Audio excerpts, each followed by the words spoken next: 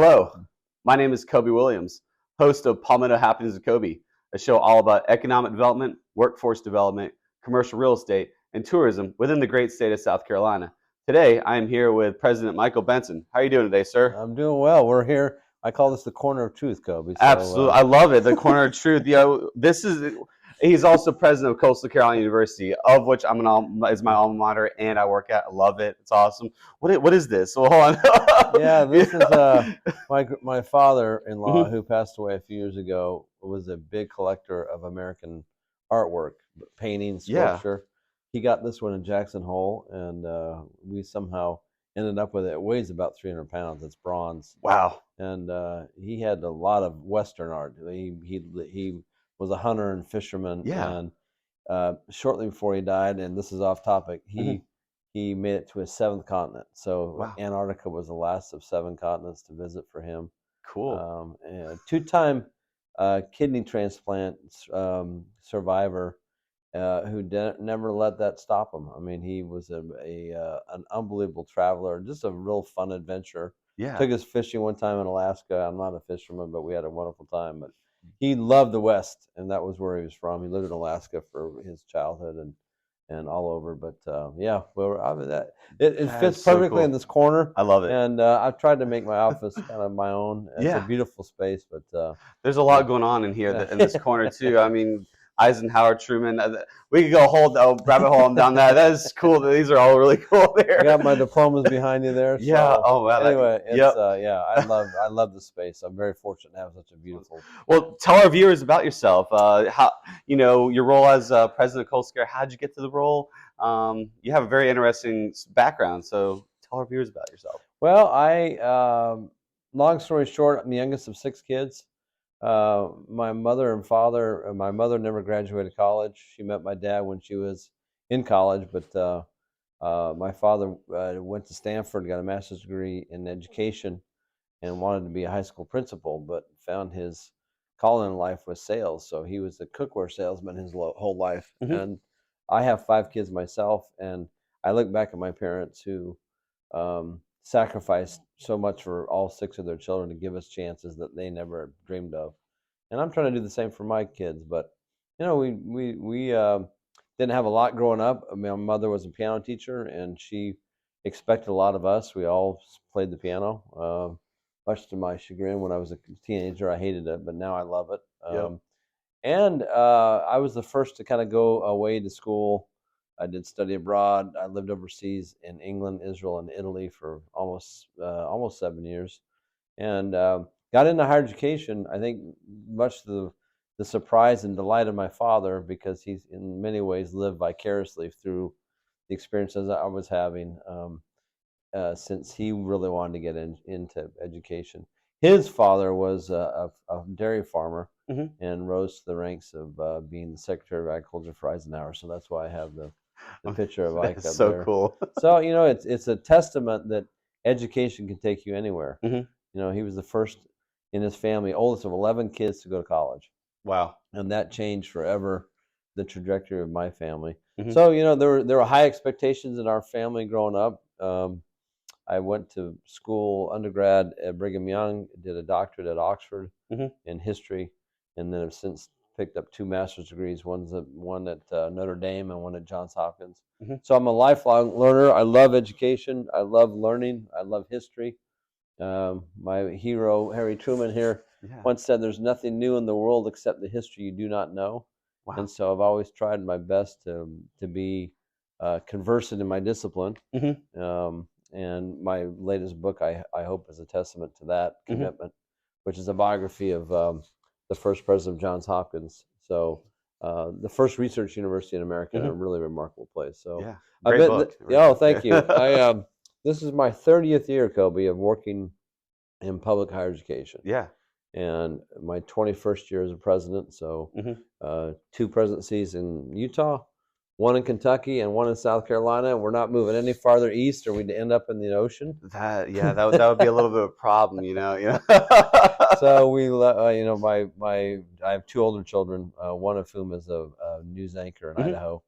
morning news anchor. And then Sam, I think you met Sam. Mm-hmm. He is the national correspondent for the Desert News for the presidential election. Oh yeah, I follow him on Twitter. Yeah. I've read some of his articles. Yeah. Yeah, very good writer. Yeah. He's been in Iowa the last week, following all the kind of goings on there, and so we love it here. My kids go to Myrtle Beach Public Schools and are active in our community and our church, and we absolutely love living in the Grand Strand. Oh yeah, the Greater Grand Strand is open, as I like to say. I think it's something that was coined during the pandemic, but Yeah. I've stuck with.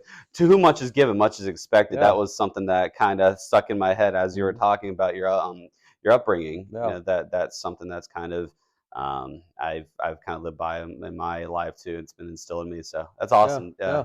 It's cool that, you know, and not for oneself either, as well too. You know, non-civi, I believe that's. Not to get all academic, but yeah. Sure. So, well, tell us about your, you know, you've been at Coastal for 2 years, you know, 2.5 years. 2.5 years, yeah. Tell us about some, you know, proud accomplishments that you've seen during your tenure here so far. Well, first, let me start by saying, we've come in this community, and in very short order, I've come to appreciate why this community is so vested in Coastal. And it's rare to see a place that established a relatively new university or an institution of higher education like they did 70 years ago. And think about, next year's our 70th anniversary of our founding, and then 2029 will mark the 75th.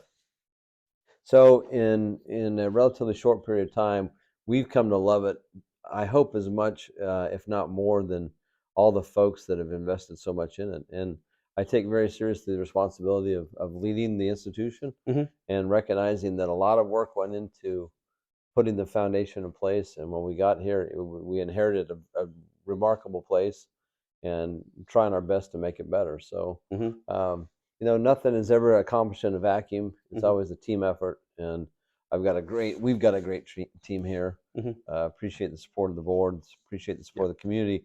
Which, if I can give two kind of manifestations of that support, the first is the higher education, the Oregon County Higher Education Commission, which goes back decades, and you look at the years of support that they have, over the years, the support they've given the institution in the form of scholarships, you know, capital infusion, support for our faculty.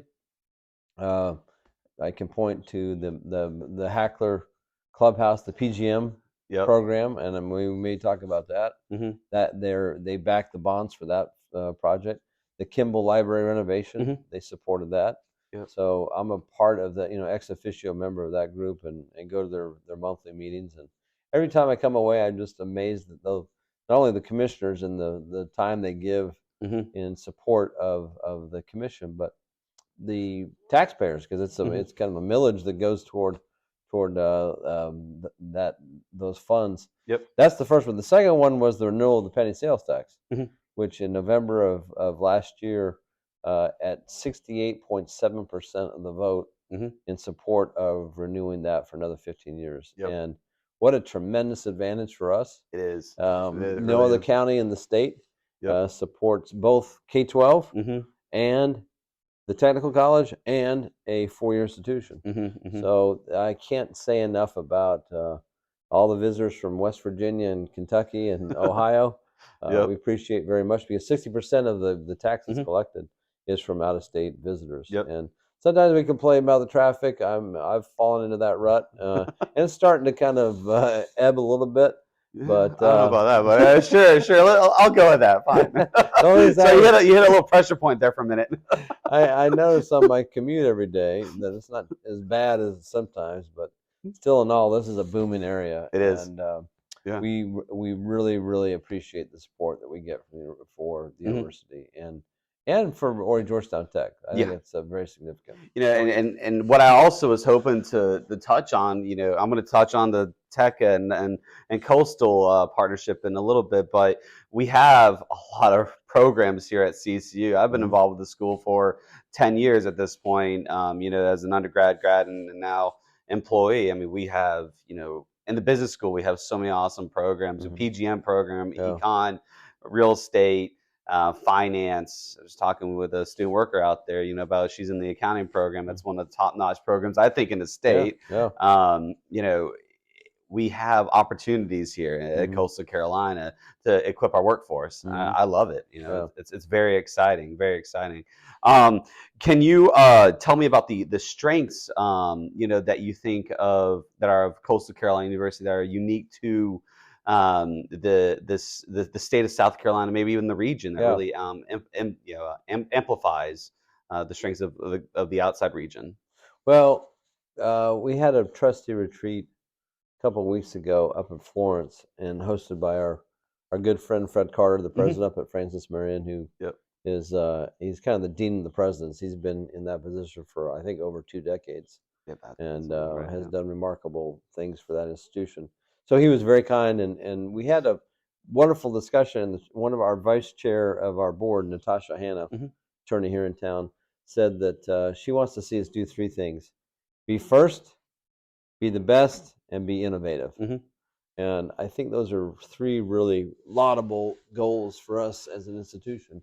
And when you look at the uniqueness of the programs that we have, whether it's marine science, whether the fact that we're going to stand up a bachelor's degree in nursing, that our first cohort will arrive in the fall of next year. You look at 80% of the teachers in Horry County School District are trained here. You look at our hard sciences, pre-professional programs in the Gupta College of Science. The Douglases just gave an amazing gift to support scholarships in the Gupta College of Science. You look at our health and human performance. That's our next building that we're going to build. Yeah. And the aging population here requires attention from a whole host of people trained in various disciplines and areas, and we want to be responsive to those needs. Yeah. So you look at our, my home college, for arts and sciences, which Edwards College. I have the history department's over there. I start teaching my class next Monday. That's Very cool. excited about that. So there's so many things we do well, and one thing I've tried to emphasize to our faculty and staff, and I did it yesterday at our convocation, is not that we have to kind of beat our chests and be high and mighty about it, but we've got to think more highly of ourselves as an institution in terms of the quality of the academic programs. And the reputation will follow how well we do in terms of placement of our students in graduate school, placement in professions, accreditations that we have. The Wall College AACSB, less than 6% of business schools in America are accredited through that agency. So continue to do things that we choose to do really, really well. And that's how you're going to set yourselves apart. And what do you have that's unique? And I think at the top of the list for that would certainly be our marine science program. And that's really an outstanding calling card for us as an institution. But there are other areas that we can really, I think, lead out. Now, somebody approached me the other day and said, "Are we ever going to have a medical school?" And I said, "Probably not," because there's a division of labor in many ways in our state, where Clemson, for example, takes a lot of the engineering. The law school, the medical school housed there at USC. Clemson has picked up a veterinary program, which I was surprised that when we moved here, there wasn't a veterinary school. So, those are examples of other institutions and what they do, but we can do what we do really well too. And that's how you attract students for the uniqueness of your programs, but the quality of the programs. And you have to make sure you're doing them better than everybody else. Would you say that kind of those ideas kind of lead into what are the opportunities of Coastal Carolina? Emphasizing those strengths and also harnessing the current the medical side of the spectrum. Would you consider those are the opportunities? Correct? Absolutely. And as you know, U.S. News just named us the fastest growing city in America. And as much as I would like to say those retiring families, couples, individuals that are moving here are not bringing 18 and 19-year-olds with them for college. They're retired. And that aging population does need services, whether it's physical therapy or in-home care or any host of other things, preventive care, Mm-hmm. the things that are exercised in Health and Human Performance College, the new one, Mm-hmm. which by the way is producing. It may be our highest producing in terms of credit hour college, maybe next to the Wow. College of Science. So that gives you an idea of the Yeah. demand. Mm-hmm. And students want to go into those programs, and there is a need. Now, the competition is keen in terms of the healthcare providers, and we're doing our best Mm-hmm. to be a place where everybody can come here and cooperate. Yeah. Because that's the only way we're going to address the challenges that we face now, but they're going to get even greater in terms of Mm-hmm. more people coming in, Yeah. more demands, more flashpoints, if you will. Mm-hmm. So I would say health sciences is a big one. Another one is education. Mm-hmm. We need more teachers. We need Yep. more. Back to the first one, we need more nurses. Mm-hmm. But tourism. I Mm-hmm. mean, tourism is our primary industry. Yep. Yep. And another area that we're getting very excited about is DC blocks and the subsea cable. I'm so excited And about we that. may talk more about that, but we're in my partnership. In my work with Partnership Grand Strand, Mm-hmm. we're doing quite a bit to inform people Mm-hmm. about the diversification of our economy. Yep. And that's a big part of that. And maybe all the ancillary companies that may follow something like an Amazon subsea cable. The Silicon Valley of the South. We're gonna. I don't want to get too far ahead of myself, Yeah. but I've heard in the previous episodes, I've heard the Silicon Valley of the South and Silicon Harbor of the South. Is when it comes to industry diversification. John Orr, who's on our advisory board, he said Yeah. Silicon Harbor of the South. I kind of like that. That idea. But being that you are very involved in the wider Grand Strand Yeah. community, I'd like to hear your thoughts on the strengths of this region, that makes us unique to the entire Palmetto State and maybe even the Southeast region. Yeah.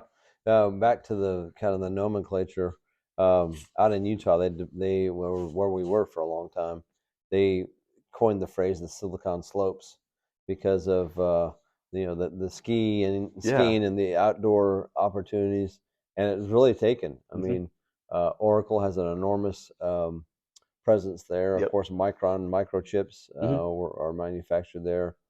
Dell just bought a huge factory, bought the former Micron factory, and producing there now. So I like the Silicon Harbor of the South because it speaks to our beach location, our seaboard location, and who's to say this is I hope a precursor of what might follow. So I mean, and to your question about what are our strengths, as they say in real estate, and you're good at this, Cobi, location, location, location. Yeah. People want to come here. Yep, they do. And it's a confluence of the pace of life, our location, the climate, how friendly people are. Those are all strengths. Now, some of the challenges is our infrastructure. The workforce. We hear from a lot of people that we're just not producing graduates or people that maybe go through a certificate program or an associate's degree at the tech, where they're a little more nimble and they can respond to business needs. But also, 25% of our graduates that come from out of state end up staying here. They love the quality of life. Yeah. It's funny because I'll meet a lot of parents during move-in day, like I did on Friday, who say, we're so happy our child is here, and we're going to get a condo in Surfside. And then next thing you know, they retire here. Yeah, it's awesome. We see that in the PGM students. I've heard that this summer that happened. The exact same thing happened. Yeah. So there's so much to like about our location. If you look at enrollment trends in four-year schools across the country, we're somewhat insulated from some of those vicissitudes, the ebbs and flows of enrollment, because students want to come to the Southeast to go to college. So if you were to do a kind of an audit of enrollment growth in, let's say, Southeast Conference schools, or in our own conference, the Sunbelt Conference, you would see, I think, an inexorable increase in numbers because students do want to come here. Yeah, we have, we're different, Yeah, exactly. we have, we have a lot of strengths here that a lot of other universities don't have, and that we have just location. And so this all kind of ties back into the concept of, coastal plays a huge part and has played a huge part in this region's economy for the past 70 years. I mean, I think about our founding fathers who, of the school, not of the country, but of the of the university, who were tremendous leaders in their own right. In the different communities, such as the Loris, such as the Aner, Myrtle Beach, Conway. A lot of the people from Loris actually are part of the founding group of people that met at that at the Chatchu in Turbeville. I drove past it the other day. Hand on your heart. I always stop when I go through there. I had to hold myself back from not going. I'm trying to lose a little weight. Get the fried chicken. Best in the state. Yeah. By the way, best in the state. So our founding fathers, they play a big part in it, and they've as a result of their efforts, it's created a situation where each community, each individual community within the Grand Strand, they have their own strengths. But to tie it back into the issues that we have in our region, which are positive and negative when it comes to growth, the ideas of industry diversification, it all ties back into the concept of collaboration. What can you say, or from your perspective, what is Coastal's role in this collaboration? Kind of in the spirit of honoring the past while looking to the future. Kind of concept. I think it's a very good question, and one of those kind of who are we and where we're going. And I'm excited because in the fall, in concert with our 70th anniversary, there'll be 3 significant events at the university that will kind of this confluence of happenings. The first is a strategic plan, and that strategic plan is being driven by the input we've gotten from community partners, from our board, from students, faculty, staff, and we hope it will provide a roadmap for us as we move forward, exactly of who we want to be. In our retreat, the board came away saying, we don't want a fixed number and say our current infrastructure can handle X amount of students, as opposed to we want informed, judicious growth in areas where we know we can excel, we can preserve and enhance that coastal student experience. We don't want to take more students just for taking more students to get tuition dollars and not deliver on the promise of you're going to have small class sizes, you're going to be taught by full-time faculty that have office hours, and it's going to be, you're not just a number to us. They know your names. Yeah, exactly. And that's one thing I love about our campus. It's manageable. We're big enough to offer, but we're also small enough to care. So I think that's going to be a really significant development. The second is our campus master plan, and that ties into our strategic plan. So how much new housing do we need? How many new parking places do we need in the form of a parking deck that we're our first ever, which will be tied to our new facility that we're building, our health and human performance. Oh, cool. The space in between 501 and 544 is limited. It's finite, and we do have area to expand across 501, but we want to take a very careful look at land use and ensuring that it's pedestrian friendly and it's navigable. That's one thing I love about our campus is I can walk from one end to the other in a relatively short period of time and not be concerned that cars are darting in and out all over the place. Beautiful campus. It is a beautiful campus. You get to walk across. It's awesome. I love it. And the fact that we've got no deferred maintenance to speak of because we're relatively new. And the third thing is our website. And I mentioned yesterday that our website needs a little more pep to it. It needs a little more pizzazz. And so when students go to our website, we want them to be drawn in. It's a little too static now, and see exactly what our campus has to offer. So those 3 things will happen before the end of the year. And I think that will put us, and the fourth one, which we're not talking a lot about because it's still in the silent phase, but our fundraising efforts to provide that, what I call margin of excellence. So we'll get revenue from auxiliary enterprises and tuition and some from the state. But if you really want to be good, you got to go out and raise those private dollars from people that believe in what you're doing and want to support alumni. Engage with alumni. That's what I'm really excited about. There's a lot of alumni. Everyone I talk to that's a Coastal alumni, they're just excited about what's going on here on campus. They want to be involved. At the your at the pretty much the start of your time here as as the head of Coastal Carolina University. But what would you like to see, ultimately, if all this happens with the collaboration and everything works well, what is your ultimate vision for Coastal Carolina if all these opportunities are fully enhanced or fully embraced, if Yeah. you will? As a historian, I often think about how people will be remembered, and to me, that's not nearly as important as does the value of that diploma that hangs on the wall Mm-hmm. increase every single year. So no, we love it here. Mm-hmm. We'll be here as long as the board will keep us in place. Fantastic. Love that. I love that answer. But my concern is that we continue to make it better. Mm-hmm. And that the alumni that you're talking about that Mm-hmm. are engaged and are proud of what Coastal is doing Mm-hmm. are even more proud of that degree. Mm-hmm. And the degree means more to prospective employers, Yep. to friends, to family, and to prospective students. Mm-hmm. That they say, hey, Coastal's got a little juice right now, if you know what I mean.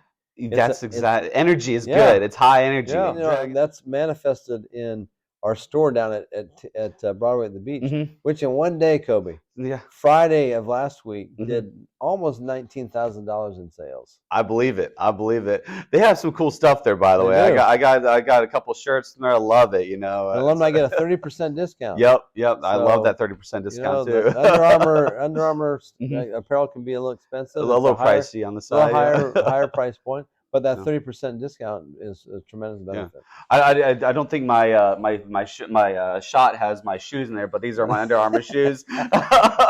Those are awesome. Yeah, I'll thank you. I got them from I didn't get them from the store. I got them from a friend. But those are really cool. Yeah, they're I love these shoes. Yeah, I wear them every day. I do want to pivot as we kind of wrap up, a little bit. Pivot towards the concept of sustainable development. Yeah. And when I mean by that is from the perspective of thinking it from the holistic perspective of our community. What we want to create and this kind of ties into everything we've talked about today. We want to create a workforce for this region, with all this industry diversification, with enhancing our tourism aspect of it. We want our students to want to be here, after after they're done with their Chanticleer experience formally. What can you speak on the concept of, and sustainable development, it's a wide-ranging topic, but those are kind of the ideas that I think about that I'd love for you to talk on if you could. What is Coastal doing to really just create a lasting impact? And I think you kind of already touched on it, but maybe specifically in that spirit of sustainable development, if you can talk on that, that'd be great. Well, that's a very good question and somewhat loaded in the sense that there's a lot of aspects to sustainability. So from the concept of the footprint that we're leaving in terms of are we good stewards of our resources, of the environment? There's a new ranking out. Of course, there are LEED certified buildings, and we're all a certain standard on our campus. But there's also a 5-star rating now for campuses and how sustainable they are in terms of disposing of waste and recycling and reducing our carbon footprint. And we are now the second highest ranked institution in the state of South Carolina, second only to Furman. Wow. And they have a sustainable development program, so yes, we're doing pretty good. And we do too. And our we do. Yep. Our coastal sustainability program is just top drawer. Yep. So, Pam Martin's awesome. Yeah, exactly. And so that is something that our students pay attention to, our faculty and staff, and I've noticed our community is very keen on making sure we're leading out in those efforts. So that's one aspect of it. The second, I argue, sustainability is in perpetuity. What are we doing now to promote Coastal and put it in a position where it is? I would argue we're one of those anchor tenants of our community. So people are going to take their cues from how well we're doing. Our enrollment helps our entire community to grow. Think of the payroll taxes that we pay and that our employees pay in terms of their property taxes and other taxes by being employees of our institution. Think of the cultural events that we offer. whether it's a play, a concert, a lecture series. Yep. Think of the athletic events. Mhm. When we hosted the regional this past summer, Mhm. biggest crowds ever at Springsbrook Stadium. Yeah, yeah, it was huge. And the fact that we were supposed to host Virginia. We were supposed to go there first last year, but host teams like Kansas and Mhm. Army and Virginia Yeah. coming to our community. And the fact that our newly constituted Sun Belt Mhm. includes schools that travel very, very well, whether Mhm. it's a Marshall or an Mhm. Old Dominion or a James Madison. Mhm. So all of these people coming into our community, Mhm. supporting that local sales tax I Yeah. mentioned before, but doing things that we're doing as an institution to promote the university now and in Mhm. the future. And to the last point I would make is that, are we producing graduates that can find jobs to stay here if Mhm. they choose to stay here? Mhm. So sustainability of coastal is inextricably tied to the sustainability of our county. Mhm. And as the county grows, and we hope it's good measured growth, Mhm. what can we do to improve the quality of life for our entire community? And we take that role very, very seriously. You're involved, you're passionate on getting coastal, taking it to the next level, Yeah. and that's awesome. And creating a system where even 50 years, 100 years down the road, coastal is going to be top-notch institution in the country. I think that can be. I think we're going to be the top-notch institution in South Carolina within everything in the next 5 years. I'm excited about that, and it's awesome. I think I like the way you're involved in the community, really promoting the school. Is there anything that you would like to share with our viewers about upcoming events in the near future about Yeah. Coastal Carolina? Well, last year, celebrating the 20th anniversary of football, Mhm.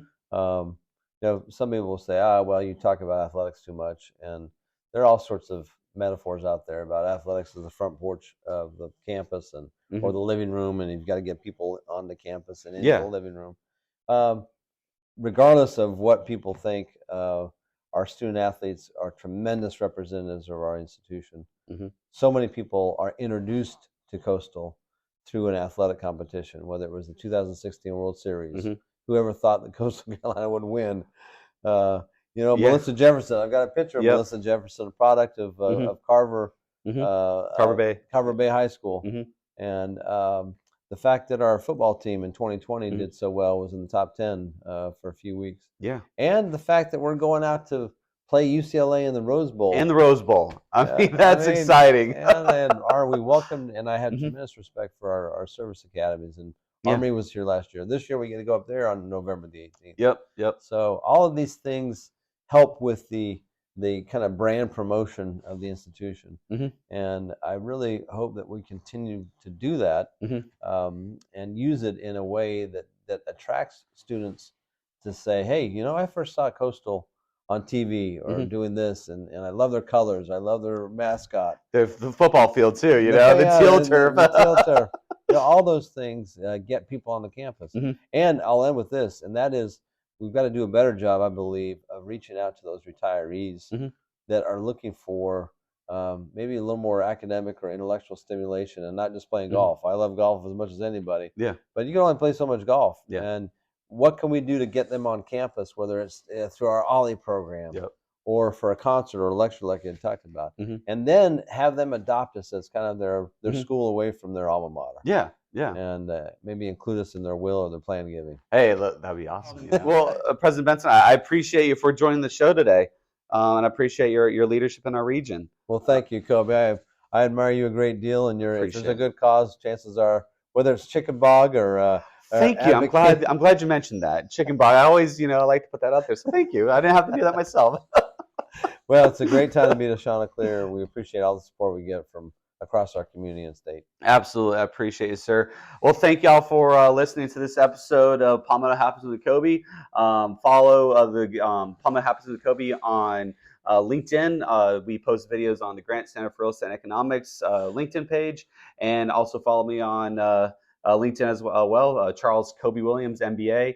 And thank you for watching. Thank you.